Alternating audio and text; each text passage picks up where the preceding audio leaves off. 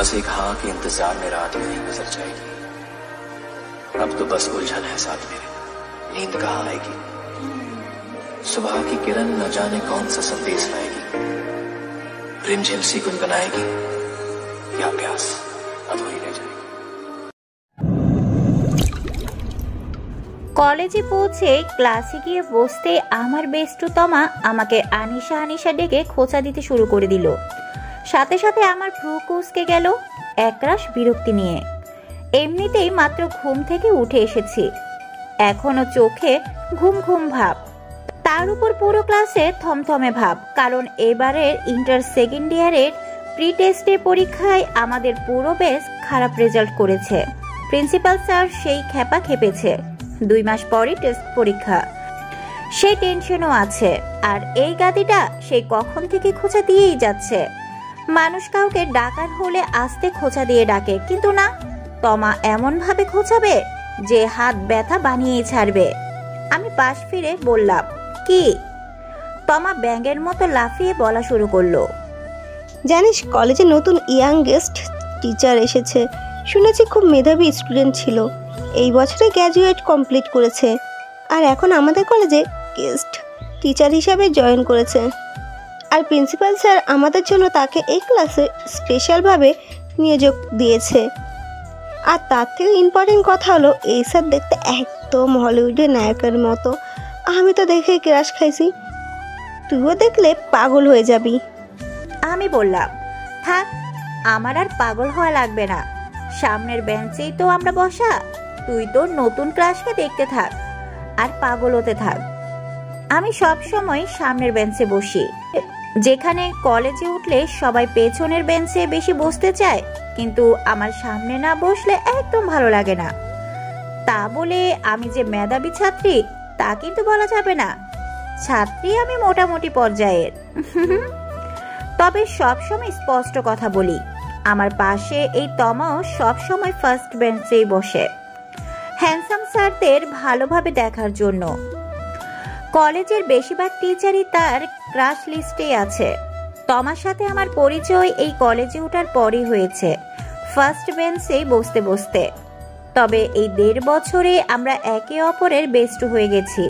তমা যেমন স্যারদের উপর ক্রাশ খেতেই থাকে, তেমনি আমি কারোর উপর ক্রাশ খাইনি, আর স্যারদের উপর তো একদমই না।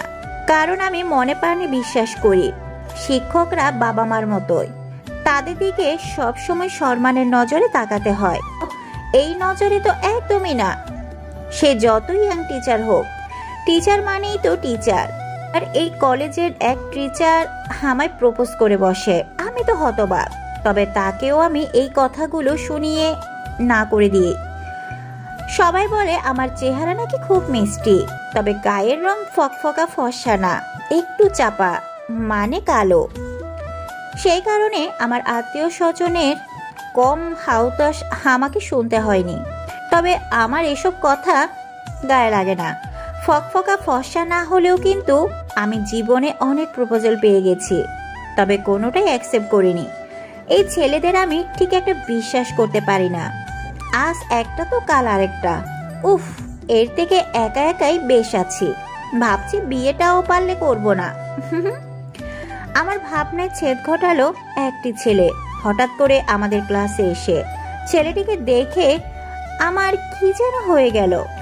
ছেলেটির পরনে হালকা আকাশি রঙের শার্ট, ইন করে পরা, শার্টের হাতা কুনি পর্যন্ত ভাঁজ করা, সাথে কালো রঙের প্যান্ট, হাতে কালো রঙের ঘড়ি। সাধারণত ফকফকা ফর্সা ছেলেদের আমার ভালো লাগে না, কেমন যেন মেয়ে মেয়ে ভাব আসে। কিন্তু এই ছেলেটাকে কি যে ভালো লাগছে, যেন এতেই সে পারফেক্ট। চেহারায় এক অদ্ভুত স্নিগ্ধতা, চুলগুলো কি সুন্দর, লম্বাও ঠিকঠাক। একটা মানুষের ভিতর সবকিছু এত পারফেক্ট কি করে হয়? ঘুম ঘুম চোখে মনে হচ্ছে যে কোনো স্বপ্ন দেখছি। ছোটবেলায় শোনার রূপকথার গল্পের রাজকুমারের যে বর্ণনা শুনতাম, তাকেই মনে হয় আজ সামনে দেখছি। আমি যেন কোথাও হারিয়ে গেছি। ক্লাসের সবাই যে দাঁড়িয়ে রয়েছে সেদিকে আমার কোনো খেয়ালই নেই। আর তমার খোঁচানোর আমাকে হারিয়ে যাওয়া থেকে ফিরিয়ে আনতে পারছে না। আমি শুধু দেখলাম ছেলেটা আমার দিকে হালকা ভ্রু কুঁচকে তাকালো। আর সাথে সাথে প্রিন্সিপাল স্যার ক্লাসে ঢুকে আমাকে এক ধমক লাগালো। এই মেয়ে, ক্লাসে টিচার আসলে দাঁড়াতে হয় জানো না? বুঝতে পারলাম এই আমাদের নতুন টিচার। এবার আমি বেশ হকচকিয়ে চারপাশে চোখ বুলিয়ে দাঁড়িয়ে বললাম, সরি স্যার। সে যে স্যার আমি বুঝতেই পারিনি। সামনে এক পলক তাকিয়ে দেখলাম ছেলেটি মানে আমাদের নতুন স্যার একটু লজ্জা পেয়ে আমার দিকে তাকালো, আর যেই আমার সাথে একটু চোখাচোখি হলো সাথে সাথে অন্যদিকে চোখ সরিয়ে নিল। প্রিন্সিপাল স্যার আমাকে বসতে বলে সবার উদ্দেশ্যে বলা শুরু করলো। ইনি হলেন এই কলেজের নতুন টিচার, মিস্টার শুভ্র আহমেদ, তোমাদের নতুন ক্লাস টিচার। তারপর নতুন স্যারের দিকে তাকিয়ে বললেন, এই সব কয়টা এক একটা গর্ধব, শুভ্র এদেরকে একটু ঠিক মতো দেখো। এই বলে প্রিন্সিপাল বেরিয়ে গেল। সাথে সাথেই তমা আমায় খোঁচা দিয়ে বলল, কি হুশ উড়ে গেল তো? আমিও শান্ত মেয়ের মতো মাথা নাড়িয়ে হ্যাঁ বললাম। শুভ্র স্যার পড়ানো শুরু করে দিয়েছে। আমি সেই যে মাথা নিচু করেছি, পুরো ক্লাসে আর সামনেই তাকাইনি, কারণ স্যারকে বাবা মার মতো সম্মানের চোখে না দেখে আবার অন্য নজরে না দেখে ফেলি সেই ভয়ে। কারণ স্যার তো স্যারে, মনকে বারবার এই বোঝাচ্ছি, ধুর মন তো বুঝছেই না। ক্লাস শেষে ঘন্টা পড়লে স্যার যখন বেরিয়ে যাচ্ছিল তখন আরেকবার তাকালাম। পেছন থেকে দেখতেও কি সুন্দর লাগে, আহা। আচ্ছা, আমি কি তোমার মতো ক্রাশ খেয়েছি? ক্রাশ কথাটা আমার ভালো লাগে না, তাই আমি এর নাম দিলাম মুগ্ধতা। আর মনকে এটাও বোঝালাম যে সুন্দর কিছু দেখলে তো মানুষ মুগ্ধ হবেই। স্যার সুন্দর তাই আমি মুগ্ধ হয়েছি, ব্যাস আর কিছু না, আর অন্য কোনো চিন্তা না। বাবা মার পরে শিক্ষকের অবস্থান। পাশ থেকে তমা আমায় খোঁচা দিয়ে বলল, এই আনিশা, স্যারের পেট দেখেছিস? কি সুন্দর মিশানো, একদমই ফুলি নেই, নিশ্চয়ই জিম করে। আমি আবারও ফ্রুকুসকে বললাম, তুই কি স্যারদের পেটও খেয়াল করিস দেখি? তমা আবার লাফিয়ে বলল, আরে সামনে এত সুন্দর স্যার থাকতে দেখবো না কেন? তোরও তো পছন্দ হয়েছে। আমি ওকে চুপ থাকতে বলে বাসায় চলে আসলাম। কিছু ভালো লাগছে না, মনকে ঠিক মতো পৌঁছাতে হবে। পরের দিন ক্লাসে যেতে একটু লেট হয়ে গেল। গিয়ে দেখি শুভ্র স্যার অলরেডি ক্লাসে। আজ স্যার একটা হোয়াইট কালারের শার্ট ইন করে পড়েছে। সেদিন মনে হচ্ছিল শার্টের আকাশি কালারটাতেই তাকে বেশি মানায়। আজও মনে হচ্ছে শার্টের এই রংটা তার জন্যই পারফেক্ট। আমি হালকা কাশি দিয়ে বললাম, স্যার আসবো? স্যার হ্যাঁ বললে সামনের বেঞ্চে ক্রস করে পেছনের দিকে যাচ্ছিলাম। ঠিক করেছি আর সামনে বসবো না, বুঝতে পারলাম। তমা আমার দিকে হা করে তাকিয়ে রয়েছে, কিন্তু একটু আগাতেই তমা ওর মাইকলা গলা দিয়ে আমি ডেকে বলল, এই আনিশা, এখানে বস। ওখানে কোথায় যাচ্ছিস? স্যারও আমার দিকে তাকিয়ে রয়েছে, তাই আর উপায় না পেয়ে সামনেই বসলাম। হঠাৎ স্যার আমায় বলল, মিস আনিসা, কাল কি পড়া ছিল? সাথে সাথে পুরো ক্লাস হাসির বন্যা বয়ে গেল। তার কারণ হলো এই, আমার নাম আনিশা নয়, আমার নাম সুপ্তি। আনিশা বলে আমায় শুধু তমা ডাকে, কারণ আমার চেহারা দেখতে নাকি ওই কোনো হিন্দি সিরিয়ালের নায়িকার মতো। তাই সিরিয়ালের নায়িকার যে নাম, আমায়ও তাই বলে ডাকে। আর এই কথা ক্লাসের সবাই জানে। বেচারা স্যার নিশ্চয়ই কারণ নাম না জানার কারণে একটু আগেই তমার মুখে এই নাম শুনে আমায় ডেকেছিল। তমা স্যারকে হাসতে হাসতে বলল, স্যার ওর নাম তো সুপ্তি, আনিশা না। এটা একটা সিরিয়ালের নায়িকার নাম, ওকে শুধু আমি এই নামে আদর করে ডাকি। সামনে তাকিয়ে দেখলাম স্যার বেশ লজ্জা পেয়েছে। তা দেখে আমিও একটু মুচকি হাসি দিলাম। আজও আমি পুরো ক্লাসে বইয়ের দিকে তাকিয়েছিলাম, আর স্যার যখন বেরিয়ে যাচ্ছিল তখন বেহায়া চোখ এক দৃষ্টিতে তাকিয়েছিল।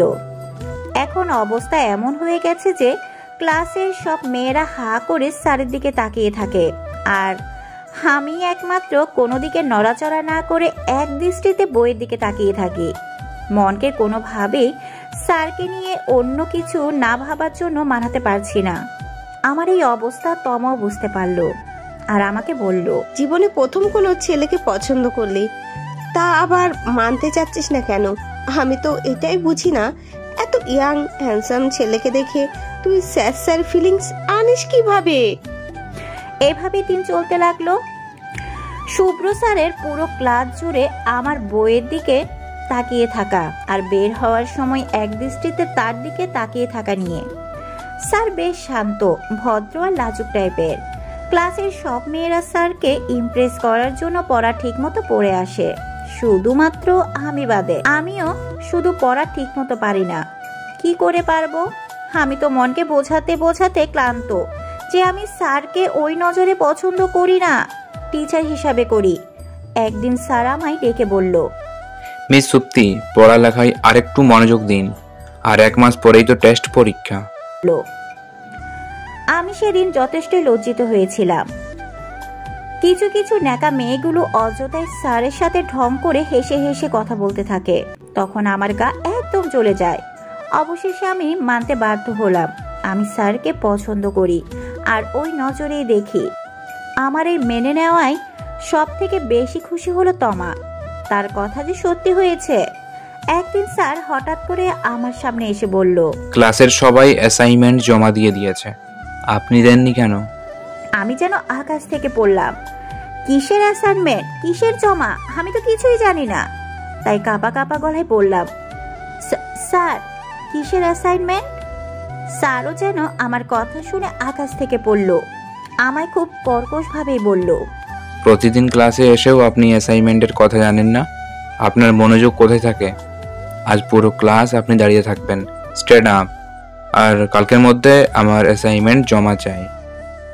আর কি করার, আমি দাঁড়িয়ে রইলাম। ক্লাসের সবাই আমার দিকে এমন ভাবে তাকিয়ে রইল যেন আমি মহাভারত অশুদ্ধ করে ফেলেছি। আর হবেই না বা কেন? যেই স্যার একটু বিরক্তও হয় না, সেই স্যার আমার উপর এভাবে রাখতে দেখে সবাই অবাক হওয়ারই কথা। আমার চোখ ছলছল করে উঠল, বড্ড অভিমান হলো, কিন্তু কার উপর জানি না। ক্লাস শেষে আমি তোমাকে খোঁচা দিয়ে বললাম, আমাকে বলিসনি কেন অ্যাসাইনমেন্টের কথা? তমা বলল, আমি কি জানি, তুই খেয়াল করিসনি? স্যার তো কয়েকবার ক্লাসে বলল, তুই তো দেখি ভালোই হারিয়ে গেছিস স্যারের মধ্যে। সারা রাত জেগে অ্যাসাইনমেন্ট কমপ্লিট করলাম। পরের দিন কলেজে গিয়ে শুভ্র স্যারের কেবিনে যাচ্ছিলাম তোমাকে নিয়ে, উদ্দেশ্য অ্যাসাইনমেন্ট জমা দেওয়া। দেখলাম স্যারও মাত্রই কেবিন থেকে বেরোলো, তাই সেখানেই স্যারের দিকে না তাকিয়ে তার হাতে অ্যাসাইনমেন্ট দিয়ে চুপচাপ চলে আসছিলাম। হঠাৎ পেছন থেকে স্যার মিস সুপ্তি বলে ডেকে উঠল। আমি ফিরে তাকাতেই স্যার বলল, আমি মনে হয় আপনার সাথে কাল একটু বেশি রুড হয়ে গিয়েছিলাম, কিন্তু আপনার কি কোনো প্রবলেম হয়েছে? সব সময় দেখি পুরো ক্লাস বইয়ের দিকে তাকিয়ে থাকেন, আর যখন আমি বের হতে নেই তখন আমার দিকে এক দৃষ্টিতে তাকিয়ে থাকেন। আমাকে কি কিছু বলতে চান? আমি খুব চমকে গেলাম স্যারের কথা শুনে। স্যার কি করে পেছন থেকে বুঝলো যে আমি তার দিকে তাকিয়ে থাকি? চমকানোর মধ্যে আমি কিছু না ভেবে হুট করে বলে ফেললাম, জীবনে প্রথম কোনো ছেলেকে পছন্দ হলো, তাও আবার স্যারকে। কিন্তু স্যারের প্রতি যেন সেই ধরনের পছন্দ আর না বাড়ে, তাই তো বইয়ের দিকে তাকিয়ে থাকি, আর বের হওয়ার সময় তাকিয়ে থাকার উপর আমার কোনো হাত নেই। সেটা কিভাবে যেন হয়ে যায়। পৃথিবীতে কিছু অদ্ভুত ছাত্রী স্যারদের প্রতি ওই পছন্দ হয়ে যায়, আর আমি মনে হয় সেই অদ্ভুতের মধ্যে একজন হয়ে গেছি। এক নিঃশ্বাসে কথাগুলো বলে ফেললাম। তারপরই হুঁশ হলো, এগুলো কি বললাম? কথার কোনো আগামাথা কিছুই নাই। আস্তে আস্তে মাথা তুলে সামনের দিকে দেখলাম যে স্যার আমার দিকে হতভম্ব দৃষ্টিতে তাকিয়ে আছে। তোমার দিকে ফিরে দেখলাম ওর মুখ হা হয়ে গেছে। আমি সেই যে সেখান থেকে এক দৌড় দিয়ে বাসায় আসলাম। তারপর 4 দিন কলেজে যাইনি। 5 দিনের দিন সকালে তোমার ফোন আসলো। ও হড়বড় করে বলেই যাচ্ছে, কি রে, কলেজে আসিস না কেন? তোর কি হয়েছে? সেদিন ওসব কি বললি, আজ কলেজে আসছিস? শুভ্র স্যার আজ ক্লাস টেস্ট নেবে। স্যার বলেছে যে আসবে না তার প্র্যাকটিক্যাল নাম্বার কাটা যাবে। আর কি করার, ফোন কেটে কলেজের উদ্দেশ্যে বেরিয়ে পড়লাম। ক্লাসে গিয়ে দেখি শুভ্র স্যার এসে পড়েছে। আজ স্যার চকলেট কালারের একটি শার্ট পরেছে, আর সব সময়ের মতোই মনে হচ্ছে এই রংটাতে স্যারকে বেশি মানায়। আমি চুপচাপ মাথা নিচু করে ভিতরে ঢুকে বেঞ্চে বসলাম। বুঝতে পারছি স্যার আমার দিকে তাকিয়ে আছে। আমি তো লজ্জায় শেষ। স্যারকে আর কিভাবে মুখ দেখাবো তাই ভাবছি। পরীক্ষা শুরু হয়ে গেছে, ক্লাস টেস্ট আর কি। খাতা থেকে দুটো পৃষ্ঠা ছিঁড়ে তাতে বোর্ড প্রশ্নের উত্তর লেখা। মোটামুটি ভালোই পারলাম। স্যার বলল খাতা দেখে দ্বিতীয় পিরিয়ডে দিয়ে দিবে। তমা সেই কখন থেকে প্রশ্নের ঝুড়ি খুলে বসেছে। আমি কোনো কথার জবাব না দিয়ে চুপ করে বসে আছি। একটু পর স্যার এসে একে একে সবার খাতা দিল, শুধু আমারটা বাদে। লজ্জায় আমি জিজ্ঞাসা করতে পারলাম না। কলেজ শেষে বাসায় যাওয়ার জন্য তমাকে নিয়ে বের হতেই শুভ্র স্যার পেছন থেকে সবজি ছড়ানো বলে ডেকে উঠল। আমি বেশ অবাক, কারণ স্যার সব মেয়েদের নামের আগে মিস বলে ডাকে আর আপনি করে কথা বলে। এই প্রথম স্যার আমায় শুধু সুপ্তি বলে ডাকলো, তাও আবার তুমি করে। আমি পেছনে ফিরে তাকালাম। চেহারায় এখনো লাজুকভাবে স্পষ্ট। স্যার আমার হাতে পরীক্ষার খাতাটি এক ভাঁজ করে দিয়ে চলে গেল। আমি খাতার ভাঁজ খুলেই দেখলাম যে ভিতরে লেখা, পৃথিবীর কিছু অদ্ভুত স্যারদেরও ছাত্রীদের প্রতি ওই পছন্দ হয়ে যায়, আর আমিও তাদের মধ্যে একজন। নিচে তার সিগনেচার দেওয়া। আমি হালকা লজ্জা মিশ্রিত অবাক দৃষ্টি নিয়ে স্যারের চলে যাওয়ার দিকে তাকালাম। আর সাথে সাথে স্যার হাঁটতে হাঁটতে পেছনে ফিরে মাথা চুলকিয়ে একটু লাজুক হাসি দিয়ে আবার সামনে ফিরে গেল। তমা আমাকে কাঁধ দিয়ে ধাক্কা দিয়ে খেপানো শুরু করলো, আর আমি আমার লাজে রাঙা চোখ লুকানোর জন্য হাতের খাতা দিয়ে মুখ ঢাকলাম। এখন আর আমি ক্লাসে শুধু বইয়ের দিকে তাকিয়ে থাকি না, কিন্তু শুভ্র স্যারের বের হওয়ার সময় ঠিকই তাকায়। ভিন্ন শুধু এতটুকুই যে স্যারও একবার পেছনে তাকিয়ে তারপর যায়।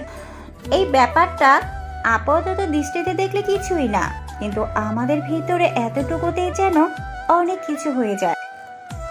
ব্যাপারটা শুধু এতটুকুতেই থেমে থাকেনি। স্যার এখন আমাকে বাসার অর্ধেক রাস্তা পর্যন্ত পৌঁছেও দেয়। আমার বাসা যাওয়ার রাস্তায় অটোর দুটি স্ট্যান্ড পড়ে, তাই দুইবার অটো বদলাতে হয়। তমার আমি বাড়ির রাস্তার পরে স্ট্যান্ড থেকে আলাদা হয়েছি। আগে দুটো অটো পাল্টিয়ে যেতাম, কিন্তু এখন অর্ধেক রাস্তা হেঁটে যায় স্যারের সাথে, সাথে তমাও থাকে। হাঁটতে হাঁটতে কিছু কথাও হয়। স্যার তো আমার থেকেও বেশি লাজু। আমি তো স্পষ্ট কথা বলে ফেলি যা পেটে থাকে। আমার সবকিছুতে বেশি ভালো লাগে যখন স্যার আমার কিছু কথা শুনে মাথা চুলকিয়ে একটি লাজুক হাসি দেয়। আমি কিন্তু এখনো তাকে স্যার বলেই ডাকি আর আপনি করে, কিন্তু স্যার আমায় তুমি করে কথা বলে, আর সুক্তির আগে মিসটা বাদ দিয়ে।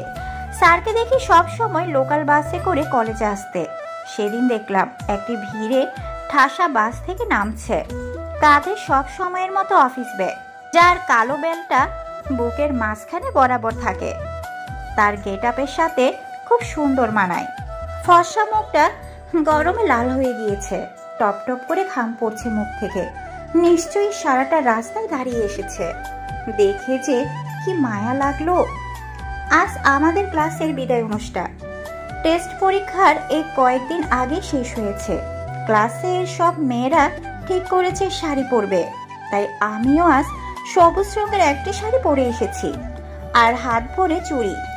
সবাই বলে আমার চোখে নাকি জন্ম থেকেই কাজল আছে, তাই আর কাজল দেওয়া লাগে না।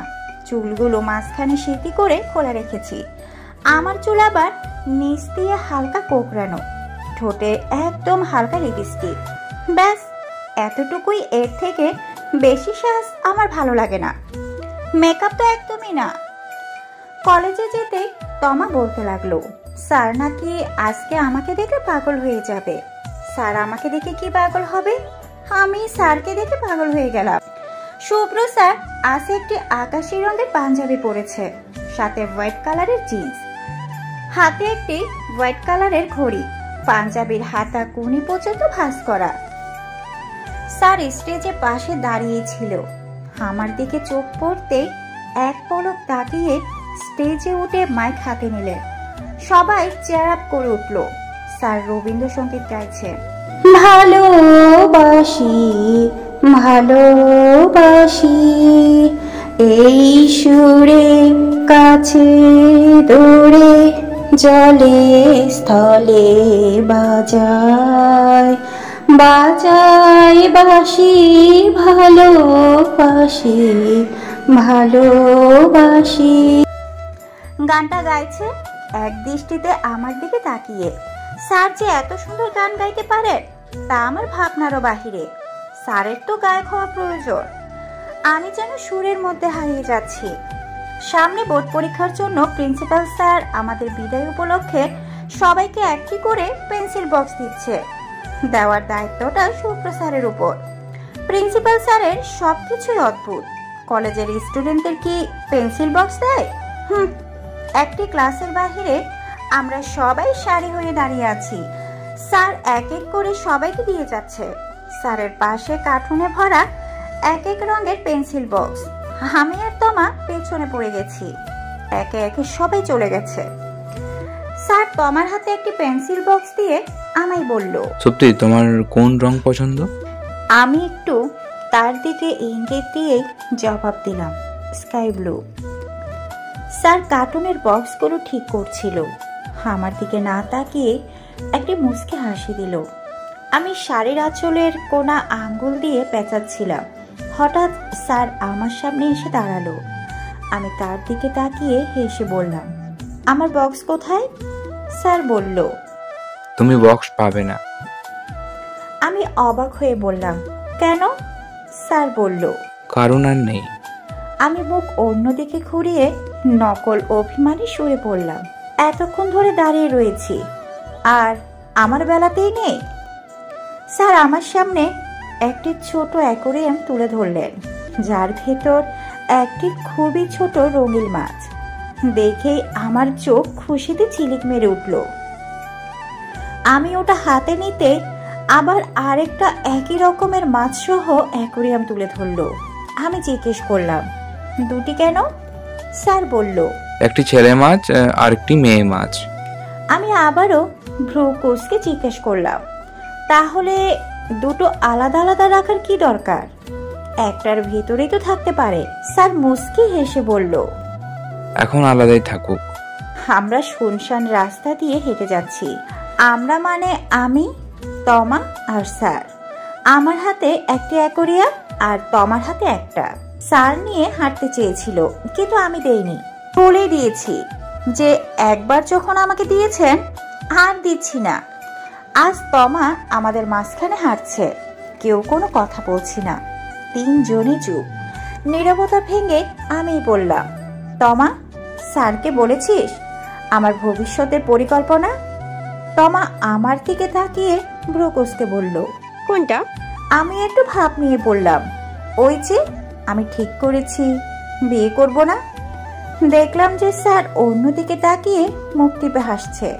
তখনই একটা বাচ্চা ছেলে এসে স্যারকে বলল, 2 দিন ধরে কি কিছু খাই নাই, কিছু টেয়া দেন। স্যার আমাদের 1 মিনিট অপেক্ষা করতে বলে ছেলেটিকে নিয়ে রাস্তার ওপারে একটি হোটেলে নিয়ে গেল। হঠাৎ আমার মাথায় একটি ভাবনা এলো, স্যার যে আমায় দুটো অ্যাকোয়ারিয়াম এনে দিল, এগুলো তো নিশ্চয়ই অনেক টাকা খরচ হয়েছে। কারণ এই দুটো শুধু গোল কাচের বলের মতোই না, যেমনটা সচরাচর টিভিতে দেখায়। গোল বল দুটির বাহিরে দিয়ে খুব সুন্দর লতা পাতা ডিজাইন করা, স্বচ্ছ কাচের। দেখতে খুবই সুন্দর এবং দেখলেই বোঝা যায় যে এক্সপেন্সিভ। স্যার এত টাকা খরচ কেন করতে গেল? ধুর, ভালো লাগে না। কলেজের গেস্ট টিচারের বেতন যে খুবই সীমিত তা আমি খুব ভালো করেই জানি। তার উপর স্যার মেসে থাকে। আচ্ছা, আমি কি স্যারকে ভালোবাসি? এমন তো নয় যে স্যার শুধু সুন্দর বলেই আমার ভালো লাগছে।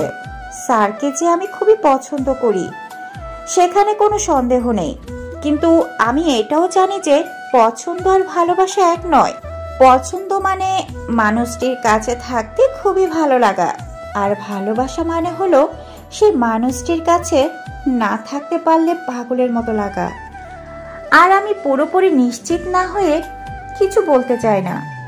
স্যার কি আমায় শুধু পছন্দই করে নাকি ভালোবাসে? আমার এসব ভাবনায় ছেদ ঘটালো তমা। একটি খোঁচা দিয়ে বলল, কিরে স্যার তোকে এত সুন্দর ডাবল গিফট দিল আর তুই কিছু দিবি না? আমি ওর দিকে অবাক হয়ে তাকিয়ে বললাম, আমি কি দেব? ও বলল, আরে কি দিবি আবার? যেটাতে ছেলেরা বেশি খুশি হয় সেটাই। তুই হাতটা ধরে হাঁটতে শুরু কর বা একটা ফ্লাইং কিস দিয়ে দে। অস্থির হয়ে বললাম, না বাবা, হাত ধরলে এক্সপেক্ট করবে গালে কিস দেওয়ার। গালে কিস দিলে আবার না না, কোনো দরকার নেই।